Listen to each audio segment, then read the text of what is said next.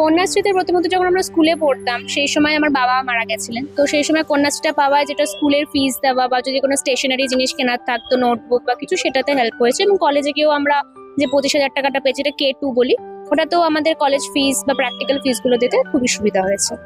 সুতরাং এই কন্যাশ্রী কি মেয়েদেরকে অনেকটা আত্মবিশ্বাসী করে? একদম একদম, এটা ছাত্রীদের বিশেষত যারা মেয়েরা পড়াশোনা করছে তাদেরটা অনেকটাই সাহায্য করছে। কলেজে পুরোটা কমপ্লিট করতে, পুরো যে গ্র্যাজুয়েশন কমপ্লিট করতে পুরোটাই হেল্প করেছে। আর ট্রাভেল যে করি সেটাতেও হেল্প করেছে, অনেকটা হেল্প হয়েছে কন্যাশ্রীতে।